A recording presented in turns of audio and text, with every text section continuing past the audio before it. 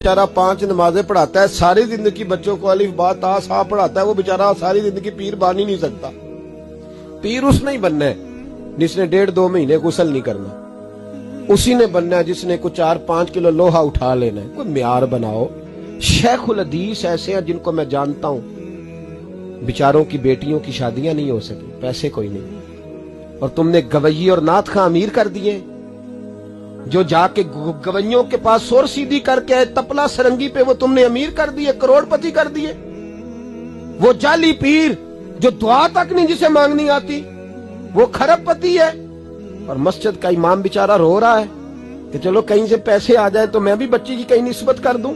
मेरे अपने शहर की बात है, एक बड़ा कीमती बच्चा जामिया निजामी में पढ़ता था, उसके वालिद साहब आलिम थे, और बच्चा मेरे साथ बड़ी मोहब्बत थी। छोड़ छाड़ के वो बच्चा कहने लगा मैं साउथ कोरिया जा रहा हूं, मैंने नहीं पढ़ना।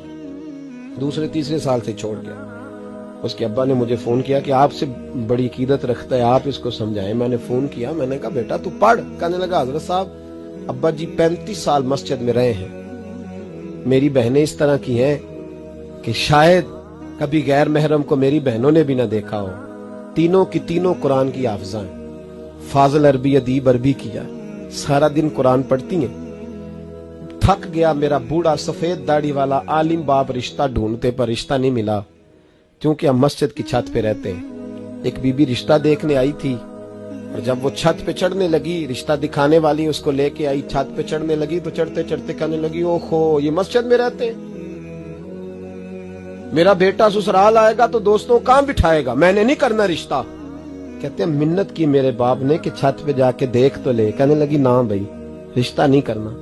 इतना जुल्म इस कौम ने किया, इतनी ज्यादती। कहने लगा साहब मैंने नहीं पढ़ना, मैंने माल कमाना है, इसलिए कि मेरी बहनें रोती हैं। खुदा का खौफ करो, एक नात से भी गुजारा हो जाता है, मेहरबानी करो। और नात के लिए शोर की जरूरत नहीं होती, इश्क की जरूरत होती है। बस कर दो, बड़ा हो गया।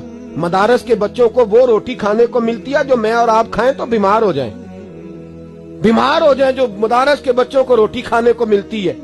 और इनको जिस तरह इनका इस्तेसाल किया जाता है, लाइनों में लगा के इन्हें खैरात की तरह खाना दिया जाता है, और जो इन बेचारों का अशर होता है, 100 रुपया खत्म के बाद जब चौधरी साहब देते हैं तो 200 वो बातें भी सुनाते। ये जुल्म कर रहे हो। रबीउल अव्वल आएगा तो यहाँ जनाब मेले लगेंगे, और यहाँ हालत ये होगी कि 25,000, 50,000, 60 कहां से आया तुम्हारे पास पैसा? यहाँ लुटाने के लिए पैसे हैं। और मस्जिद का इमाम मिन्नत करे 6 साल के बाद भी कि 2,000 बढ़ा दो, तो कहते कारी साहब इतने पैसे नहीं जमा होते। ये पैसा कहां से आता है? खुदा का वास्ता, ये भी मेरे आला हजरत का पैगाम है, इसको भी सुनो। आला हजरत से जब कहा गया ना, हमारे तो अल्लाह खैर करे नाथ खां और मैं वो कोई पैसे फेंकने आते हैं महफिल में तो मना करता हूँ। क्यों? इसलिए कि जब दथियों वाले पैसे लेके आते हैं ना मस्जिदों में और महफिलों में, तो फ्रंट सीटें फिर दथियों वालों के हाथों में होती है। गरीब महफिल मिलाद में भी छुप के बैठता है पीछे, और नाथ खां भी याद कर लेता है कि ज्यादा नोट किसने पकड़े हुए, ज्यादा नोट किसके हाथ में। वो फिर कहता है हाजी साहब है शेर तुहाडी नजर जे।